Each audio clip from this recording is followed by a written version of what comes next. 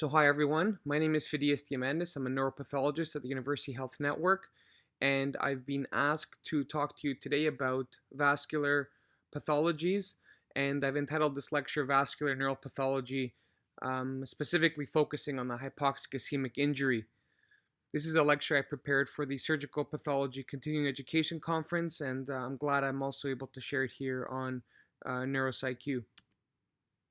So again, for all our lectures, this is for educational purposes only. It's not meant for diagnostic use, so obviously keep that in mind during this presentation. We're going to be talking about vascular neuropathology. We're going to be going over some of the major groups of vascular pathologies and why we decided to focus today on hypoxic ischemic injury and the unique features it has related to neurobiology. We're going to go over the blood flow to the brain and why it's so important.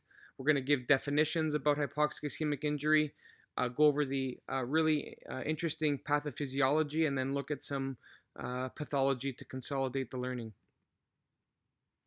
So here is the brain. This is the most powerful computational machine found on this earth. It is the most interesting organ in our body and controls the very features of humanity that make us so special. If the functions alone were not enough to convince you about its importance, the vascular supply hopefully will. This is an organ that weighs only 2% of our entire body, but yet commands 15% of the cardiac output produced by the heart, comprising about 750 mils per minute. And we'll see why it's such a demanding organ during this lecture. So there's a number of pathologies that can occur because of this rich blood supply that's required for the functioning of the human brain. And one of the more common ones is what's known colloquially as a stroke or an ischemic infarct. This is when the blood supply to the brain is occluded by a thromboembolism, usually arising in the heart and due to atherosclerotic disease. This acute event that blocks blood flow to a certain part of the brain can lead to tissue necrosis and an ischemic infarct. The other major category of disease involving the vasculature and the brain is a hemorrhagic infarct. This is about 15% of strokes, and unlike these ischemic infarcts, there is a compromise in the vascular system leading to rupture, and this large supply of blood to the brain will spill into the brain tissue, leading to this hemorrhage. The final group of pathologies that involve the brain are what's called hypoxic ischemic injuries. These are the focus of today's lecture. These are usually due to a cardiac event, such as a myocardial infarction, and lead to hypoperfusion of the brain.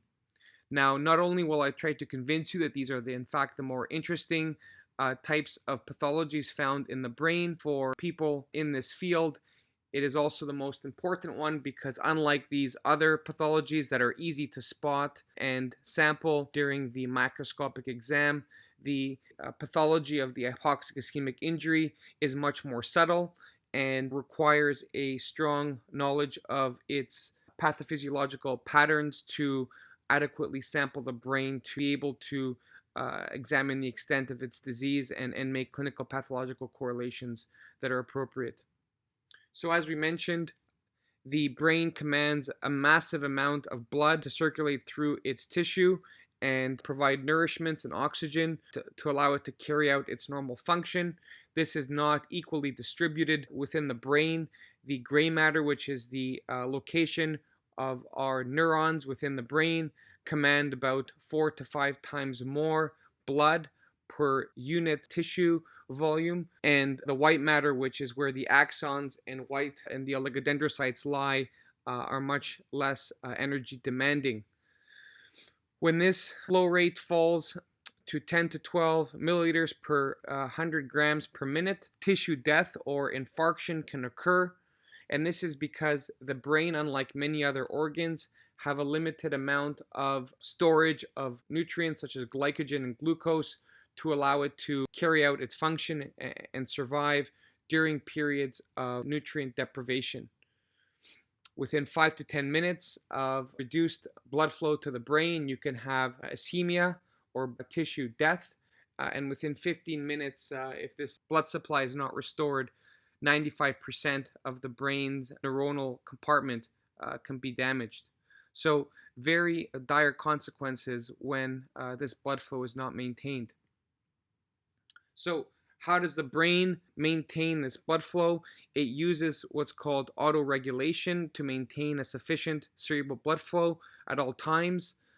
On average, the average amount of blood needed in the brain is 50 to 55 mils per 100 grams per minute, and it tries to maintain this as our blood pressure changes during the course of the day.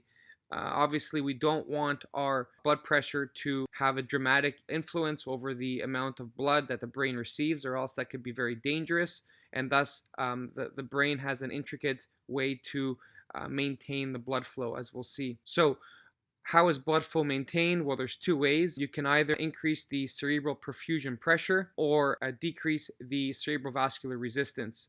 So the cerebral perfusion pressure is your mean arterial blood pressure minus the intracranial pressure.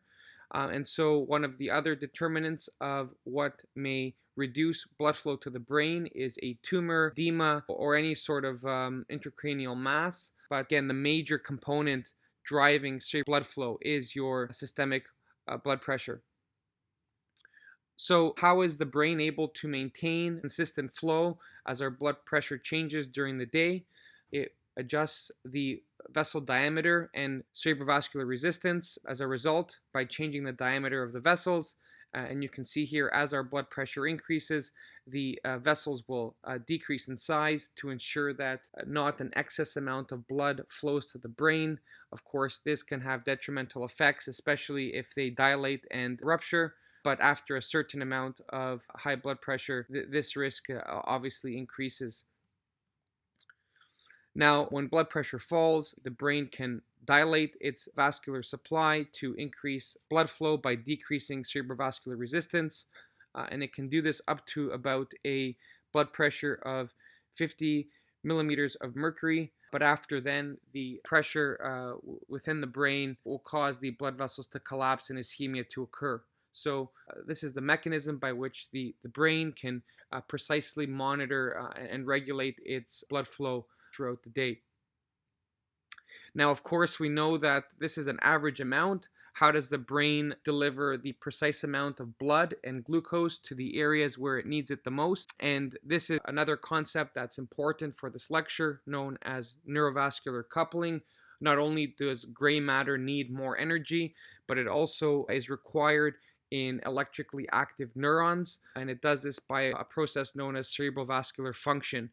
This is an example of the brain in action. If you show pictures to it and use functional MRI, you can pinpoint exactly where the brain is most active in response to a specific visual stimulus, and you can start attributing function, such as the ability to recognize faces, to particular areas of the brain using this concept of neurovascular coupling and the fact that certain brain regions will demand more oxygen when carrying out function. So how is this amazing process so precisely regulated? It's regulated by allowing neuronal activity to determine how much blood should be delivered to specific areas of the brain. So here you have these gray neurons, which are the electrical components of our brain. They will signal through these synapses, as I'm sure you all are all aware, by the release of neurotransmitters. When the specific neurotransmitter glutamate is used to signal between different neurons, other cells around the synapse, known as astrocytes, will also use this neurotransmitter signal, sense that neural activity is occurring in this location, and by calcium as a second messenger will lead to a cascade and the release of vasodilatory compounds in that area of brain activity. And so you can almost monitor and regulate not only the cerebral blood flow to the brain at different blood pressures, as we've seen, but you can actually do this at the single neuron level. So quite a remarkable way that the vascular system and the brain collaborate together to provide this precise amount of oxygen, glucose, and other nutrients in the blood to the areas the brain need it the most. So now that you have a relative idea of what we're talking about, the biology of the neurovascular unit, let's look at specifically the hypoxic ischemic injury. So as we mentioned, if you block the blood flow to the brain with a thromboembolism, you get an infarct. If you have a rupture due to elevated blood pressure, you will have a hemorrhagic infarct. And if you meddle too much with this delicate supply of blood flow at a global level, you will have hypoxic ischemic injury. And hopefully I will be able to convince you that this is a very unique and interesting process that's unique to the brain. So what's the definition of hypoxic ischemic injury? Well, there's multiple ones. There's ischemic hypoxia, also known as stagnant hypoxia. This is usually due to a critical reduction of blood supply to the brain, and it's usually caused by a secondary event of hypotension from a cardiac arrest, a myocardial infarction, arrhythmia, or some sort of trauma or surgery that leads to excess loss of blood.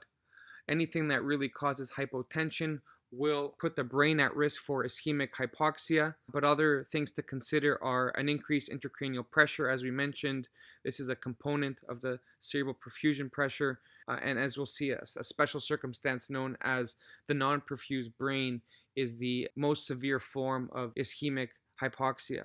You can also have hypoxia in the absence of ischemia. That means that you have adequate blood supply to the brain, but instead there is a low concentration of oxygen within the blood. And this is due to not a cardiac cause, but a respiratory compromise, either due to drugs that reduce our respiratory rate, diseases that affect the lungs, such as asthma, infection, some sort of airway trauma that really prevents the lungs from being able to oxygenate the blood. Near drowning, also similar in process. And the other unique thing that we'll see today is carbon monoxide poisoning. Carbon monoxide is a molecule that is very similar to oxygen, but it has a higher binding efficiency to hemoglobin, the molecule that transports oxygen through our blood to our different organs. And thus, by displacing oxygen from hemoglobin, we're effectively reducing the concentration of oxygen in the blood.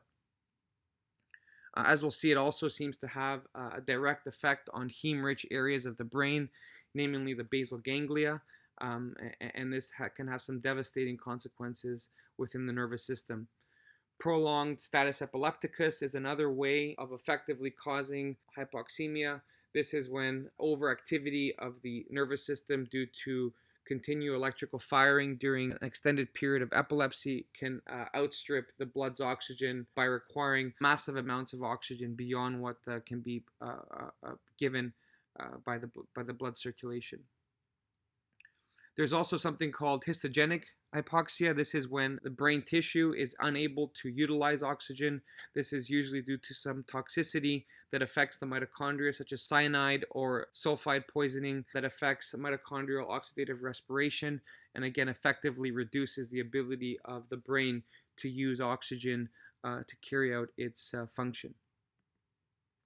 So because there's so many different causes of hypoxia, the clinical picture, which is known as hypoxic ischemic encephalopathy, is quite variable. It depends on the type of hypoxia, with ischemia being much more severe than having just hypoxia. This is because blood circulation does more than deliver oxygen. It helps remove toxic chemicals from the brain, and thus a pure hypoxia is less detrimental to the brain than hypoxic ischemic injury together. The severity, the duration, and the location of the insult is also important, as we'll see. The faster you can restore blood and get the brain oxygenated, you can reduce the level of injury. And so that's an important consideration when doing clinical pathological correlations. Blood glucose level is important. The higher the glucose level is in the brain can lead to use of non-aerobic methods of generating energy in these difficult periods, but this leads to lactic acidosis, which can lead to edema and increased intracranial pressure, making the situation much worse. The temperature is also an important consideration. Lower temperature seems to be better at reducing the effects of hypoxic ischemic injury, and thus it's an important consideration for some treatment approaches. Long term, some studies suggest that after a cardiac arrest and hypoxic ischemic injury, 13% will recover independent function within the first year. So the vast majority do not.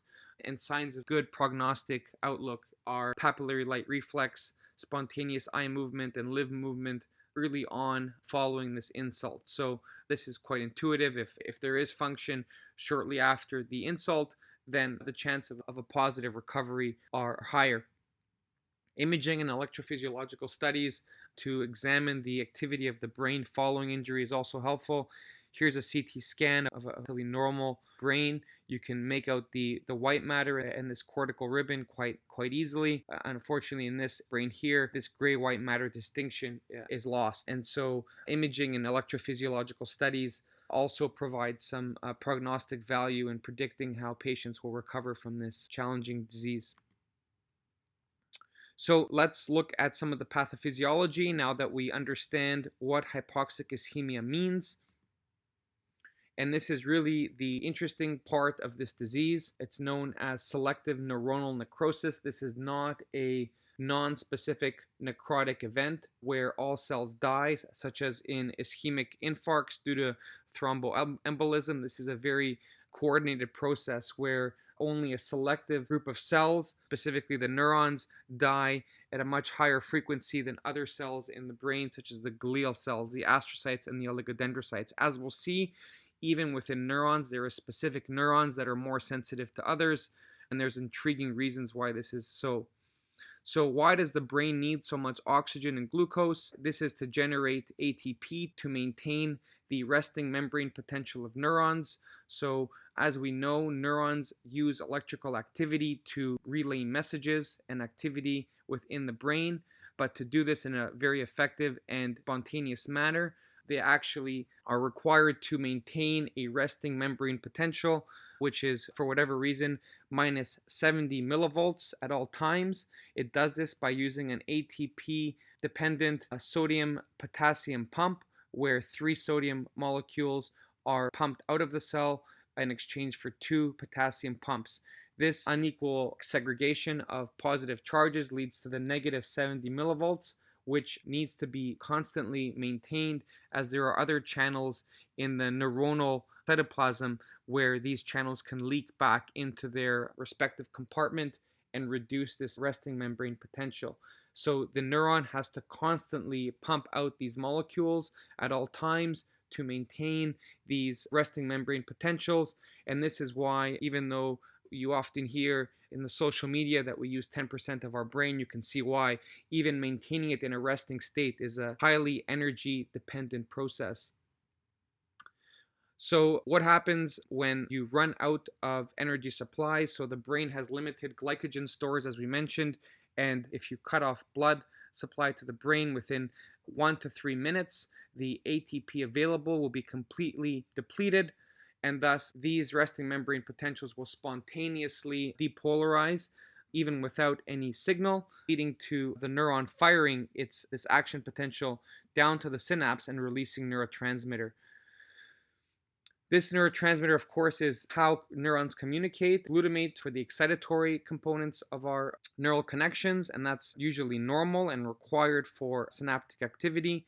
So we see here, once the normal action potential is delivered, these neurotransmitters, vesicles of glutamate, will be released into the synapse. They will bind to glutaminergic receptors, NMDA and AMPA receptors, leading to eventually an increase in intracellular calcium, which is a second messenger that is important in coordinating the message and the final action of the postsynaptic neuron. Now, usually when you have normal blood supply, you have these excitatory amino acid transporters on these astrocytes that help insulate the synapse, and they remove the glutamate so this signal can stop and the brain can focus on something else. Now, what happens when there is a limited ATP or the body has stripped its ATP supply within the brain? These transporters no longer work. We have massive depolarizations because the brain is unable to repolarize its axons, and thus you have a massive surge of glutamate in the synapse. When you have too much glutamate, this is a bad thing because it leads to massive amounts of increase in calcium. Calcium can lead to mitochondrial injury and free radical formation, and this leads to injury of the neuron. It leads to injury of the nucleus. It leads to injury of the cell membrane, and thus this high level of calcium leads to the activation of numerous proteases, nucleases, lipases that will lead to the breakdown of the neuron. So this is the pathophysiological process known as excitotoxicity. Excito being the fact that this is due to excess excitatory neurotransmitter glutamate, and in excess, this is a very toxic chemical. So the interesting thing and the reason why we need to know about this process is that when you look at what neurons are most susceptible to excitotoxic damage, it is not uniform throughout the brain. This is the descending order of neurons that are affected by hypoxic ischemic injury. The hippocampus, the CA1 region. The hippocampus has many regions, as we talked about in our epilepsy lecture, and CA1 is the most sensitive area to hypoxic ischemic injury. Layers 3 and 5 of the cerebral cortex, the Purkinje cells of the cerebellum. Then, in descending order, we continue to the thalamus, basal ganglia, brainstem, and the spinal cord and thalamus are relatively resistant to this type of injury. So why are certain neurons more sensitive than others? Well, the kind of baseline one could suggest that the relative amount of oxygen and energy requirements of these neurons or the blood supply is what's dictating this selective vulnerability. But in fact, it seems that one of the major components is the glutamate receptors at these different areas. So the more connected specific neurons are with glutamate leads to this excitotoxic process that makes those neurons more susceptible. It's also possible that the density of these excitatory amino acid transporter proteins that help remove glutamate from those synapses is also somewhat responsible for this specific pattern of injury, as is the ability of these postsynaptic neurons to fight off free radical formation. Do they have the right buffer systems to combat free radical insult? So all these together are the reasons why we have this selective vulnerability. This is the cerebellum. You can see these are what are called granular cell neurons, and these are your Purkinje cells. One could imagine that these are more sensitive just because of their larger size and metabolic requirement. But if you look at these beautiful pictures drawn by Cajal to show you how the dendritic tree of this Purkinje cell is organized, these can form up to 200,000 connections. And so these very complex and highly connected neurons are likely receiving more excitotoxic effects of glutamate than these smaller ones or these granular neurons that have fewer connections. Same thing with the cortex, another picture drawn by Cajal. You see the dramatic differences in sizes. These neurons in the second layer of the cortex are much, much smaller than those found in the third and fifth layer. Again, these are more connected. It's not so much their metabolic activity is higher, which it probably is, but their higher density of glutamate connections is probably more important in what's driving their sensitivity to hypoxic ischemic injury.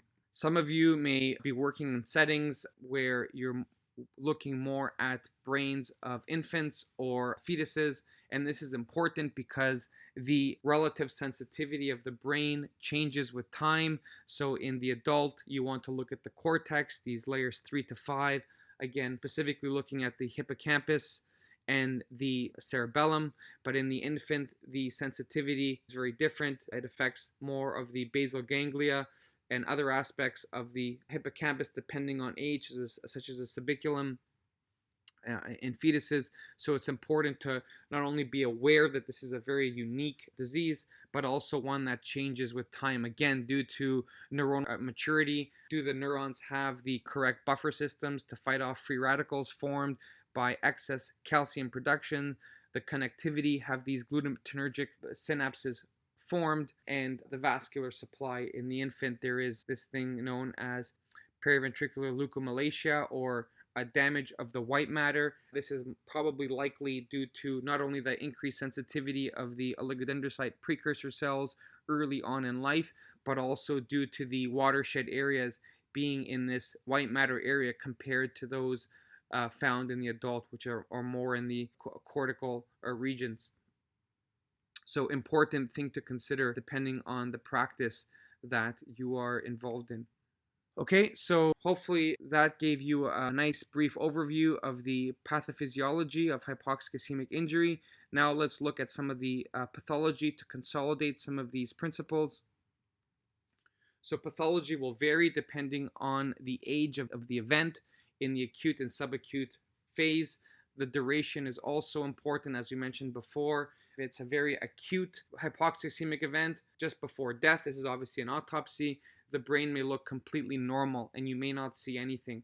And this is why it's important to know the pattern and location of injury so you can sample it correctly to hopefully be able to make the diagnosis on the microscopic exam. Usually the most at-risk areas are these areas known as the watershed areas. The brain is supplied by three major vessels: the anterior cerebral artery, the middle cerebral artery, and the posterior cerebral artery. And in between these, you have these watershed areas where blood supply is reliant on diffusion from both those vessels. So when one vessel is knocked out, or there is a hypoxic event due to hypotension, these areas are most sensitive to a reduction in cerebral blood flow. And you can see that very nicely here. You have discoloration, you have blurring of the gray-white matter junction, suggesting that there is some injury there. We saw this picture at low power. It looked quite normal, but if you zoom in, you see something known as laminar necrosis. You see this line here that is within the cortex. It appears to have injured only a specific layer within this six-layered cortex, where you can see here, this is what normal cortex should look like, very nice and gray and uniform. This is what is known as cortical laminar necrosis. If the event is more severe or there's an infarction, you get what's called pan-cortical necrosis, where there is no predilection of the third and fifth layer. This is just complete non-specific necrosis, which would fall in this more ischemic infarction type of disease pattern. Let's look at the chronic lesion before we get into the carbon monoxide poisoning. This is a chronic lesion, again, in the watershed areas between the anterior and middle cerebral artery. You see here this laminar pattern, so this is much more defined now as the brain has time to evolve. The later that you get the brain at autopsy, you may see this cortical laminar necrosis much more well defined.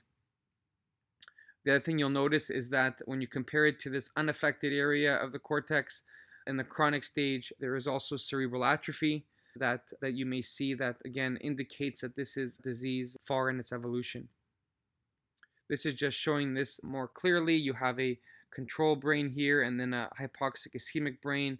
This is the corpus callosum, just to orient you. And you can see here, this is the normal thickness of the gray matter that you should expect. But in this case, it is both thin and there is a hint of cortical laminar necrosis. So again, these are what to look for at the macroscopic level. Again, another example showing this very nicely. You have this band that affects a specific layer within the cortex. This is the supposed layer 3 and 5, as we mentioned before, that are much more sensitive. These are the large cortical neurons that are likely connected with a lot of glutaminergic inputs and thus are more sensitive due to elevated levels of excitatory neurotransmitter toxicity. This is an H&E, low power, just highlighting the majority of the disease is here in the cortex, and there is some laminar pattern with preservation of the superficial cortex. So again, really highlighting the beautiful biology of this unfortunate disease.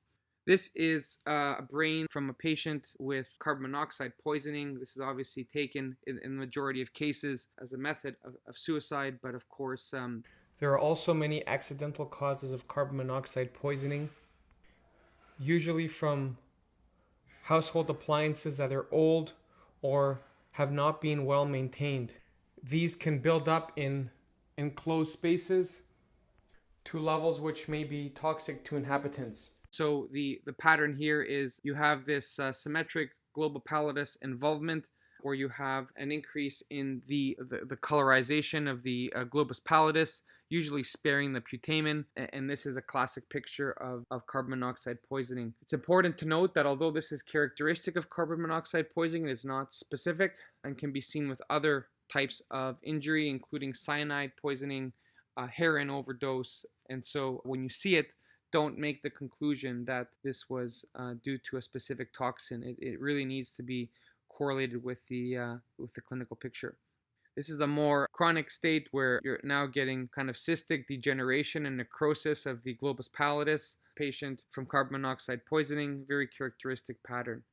Again, this is probably due to some sort of preferential binding of carbon monoxide, not only to the hemoglobin that's systemic, but also due to heme-rich neurons within the globus pallidus. In the chronic phase, you'll also get atrophy, structures that are affected. So not only will you get cortical atrophy in the cortical layers, as we saw, but you'll have atrophy of the hippocampus.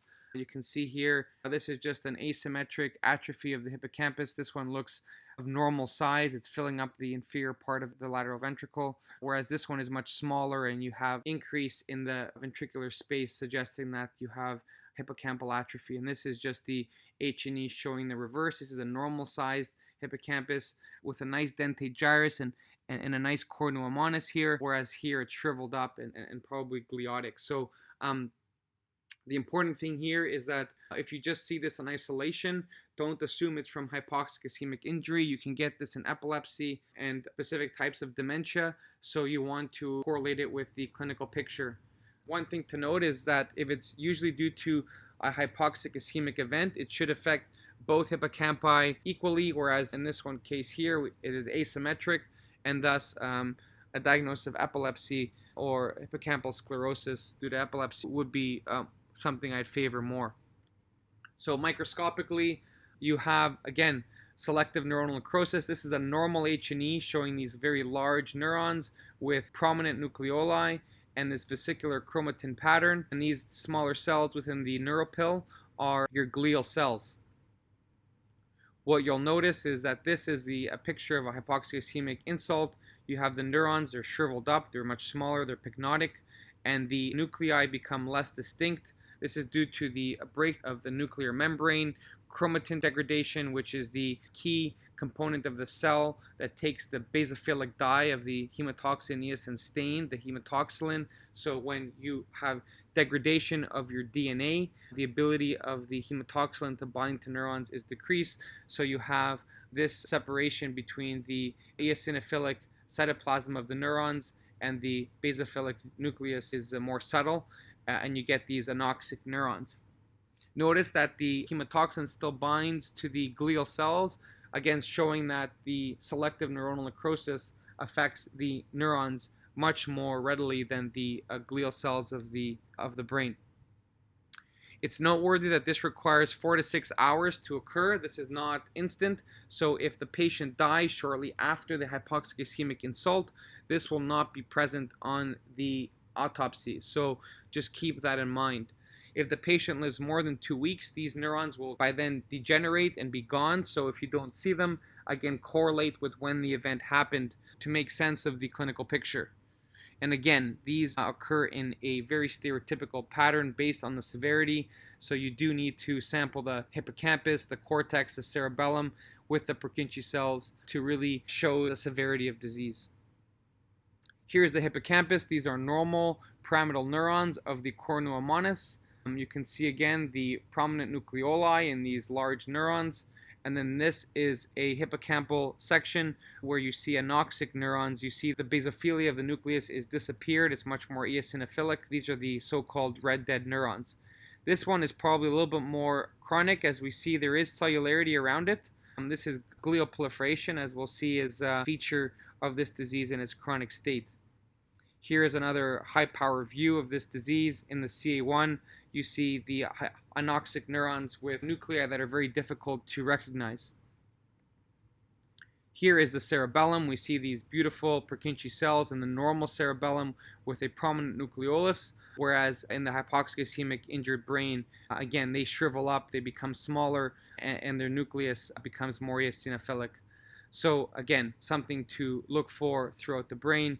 Here's another picture by one of my colleagues, Andrew Gao. I suggest you follow him on Twitter. He has beautiful pictures regularly from his practice. This is just one of them, again, showing the massive destruction of the Purkinje cells with a preservation of these smaller granular neurons, likely due to this circuit of glutamate toxicity.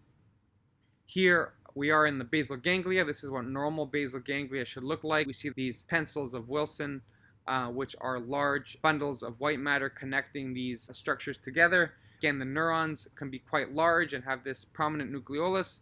And in the severe hypoxia, this is again one of the regions that's less affected in the cases that are short and not as pronounced. But in the severe hypoxic ischemic injury, the globus pallidus will be affected as well. So in addition to these hypoxic ischemic neurons, which are the hallmark of this disease, you also get vacuolization of the neuropil, which is shown here. This is a normal hippocampus, whereas here you have this vacuolization. Most of this pink material you see in the brain is what's called neuropil, and it's mostly made up of axons and dendrites of neurons. And so when you have neuronal injury, these eventually will degenerate and recede, leaving these vacuoles in the brain, or the space that was formerly occupied by the neurons that died. This is another nice picture of the hippocampus, how precise this process is. The hippocampus has a dentate gyrus and 4 specific regions: the cornu-ammonis CA4 region, the CA3, the CA2, and the CA1. And it's really the CA1 that has a rich glutamate input through this pathway from the CA4 connection. So this just shows you just how important this glutamate signaling is for the sensitivity. So this is the CA2, this is the area here. It's unclear what function CA2 has at the moment, but it is not part of this glutaminergic circuit, and you can see that even after this hypoxic ischemic insult, these neurons look very viable and not anoxic, whereas when you go to CA1, there are no neurons to be seen here. This is a chronic state. This is all gliotic brain tissue where the astrocytes have moved in after the loss of neurons. So this just shows you just how specific. You can go just a little bit further in the brain and you can go from no damage to complete devastation of the neuropil. So again, the connections are very, very important, and why I call this a neuropathological disease and not a vascular disease. It's really based on the neuroscience and neurobiology of the brain that's driving what we're seeing under the microscope. So clinical pathological correlations, the extent of disease will also have a significant effect on the clinical state that you may see in the history. If someone has damage to the hippocampus in isolation, they get what's usually called Korsakov's amnesia, where they have anterior grade amnesia. That means they cannot form new memories because the hippocampus is involved in memory formation, but they are able to remember previous memories that are stored in the cortex. If you have damage to the cerebellum or the Purkinje cells, you have ataxia, as our cerebellum is involved in balance. When you have damage to the cortex, layers 3 and 5, plus or minus the basal ganglia, you get dementia, so you forget things that you learned before, or retrograde amnesia. And if it's severe enough, you have what's called the persistent vegetative state, where a patient is completely unaware and unresponsive to their environment, but does have basic brainstem functions, such as the ability to have sleep-wake cycles and some reflexes of their brainstem. If the brainstem is involved by the hypoxic ischemic event, you have what's called brain death. This is patient is completely unresponsive. There is no brainstem reflexes. There is an absent EEG signal. And really, as we'll see, it's due to this condition, due to the absence of cerebral perfusion. There's endothelial swelling and cerebral edema that compromises blood flow to the brain. It has a very unique neuropathological finding at autopsy. So let's just review these two interesting states. You have the persistent vegetative state. The vegetative state is when you have complete unawareness of yourself and the environment, with preservation of hypothalamic and brainstem autonomic functions, so the patient can breathe.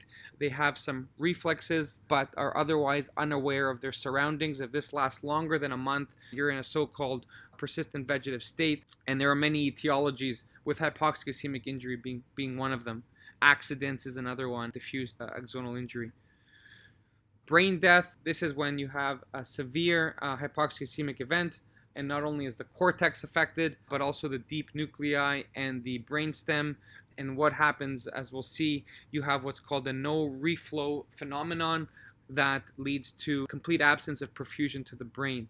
If the patient is put on a respirator for an extended period of time, this provides time for the brain to autolyze or completely auto-digest itself and undergo liquefaction.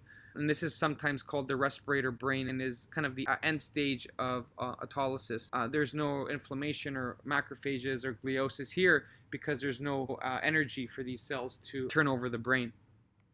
So how does this process occur? It's important to understand it is not actually the respirator that's causing the defect, but it's actually what we learned before. It's a severe cause of neurovascular coupling. So as we mentioned before, one of the ways that blood flow is determined in specific areas of the brain is through these neuronal activity that leads to glutamate release and the secretion of these vasodilatory compounds. When this occurs after a hypoxic ischemic event, as we learned, you have massive releases of glutamate, which will lead to a excess of neurovascular coupling. So shortly after the hypoxic ischemic event, you actually have hyperemia, or massive amounts of blood and oxygen that flows to the brain. Unfortunately, this excess amount of oxygen with little usage, as the neurons have died in the initial hypoxic event, have nothing to metabolize them and use them, and so this can lead to excess free radicals and excess calcium within the brain, which leads to injury of other cells such as the blood vessels that lead to swelling, and the pericytes, which are the muscular cells that help with the contraction and the dilatation of the vessels for this neurovascular coupling process. When they die, they're in a contracted state and thus almost prevent complete flow of blood to the brain. And this is what eventually leads to hypoperfusion or no reflow. What this looks like on a imaging study, such as an angiogram, this is a normal angiogram showing the cerebral blood vessels in the brain. And then in this no reflow phenomenon, you have blood that enters the cerebral internal carotid artery, but then completely cannot access the brain because of these pericytes, or it's what's hypothesized to be in these contracted states, and limit blood flow to the entire brain in these severe events. And this is what causes this feature, this respirator brain. And really the role of the respirator here is to keep the patient alive long enough, or the brain around long enough for this autodigestion to occur, and thus this misnomer. The correct term would be a non-perfused brain. So we'll end there in the interest of time. I hope I showed you one of the major types of diseases of the vascular system and the brain, the hypoxic ischemic injury. And again, this is due to hypoperfusion, secondary to decreased blood pressure due to usually a cardiac event or trauma that leads to significant blood loss. We didn't have time to talk about ischemic infarctions or hemorrhagic infarctions. These have their own interesting biology and pathology, which will likely be the topics of future episodes. So these are great references if you're interested to learn more. If you were to buy one book, I would recommend this book by David Ellison and Seth Love called Neuropathology, which is where the majority of the pictures I showed you today are from. And if you want a readily accessible online book, this website by Dr. Dimitri Agamanolis is a great tool I used during residency. So I recommend these two. I want to acknowledge them for the images that I was able to show today. Please feel free to rewatch this lecture on our own educational initiative on YouTube called NeuroPsyQ. We have a number of videos now for a variety of topics. So if you found this one interesting, please feel free to check us out. And lastly, I want to thank the Provost Instructional Technology Innovation Fund for funding the production of these videos within my group and being able to place them in a kind of accessible way for this very niche field that may not have as many resources as other things out there. So thanks again. Thanks for listening, and hopefully we'll see you again.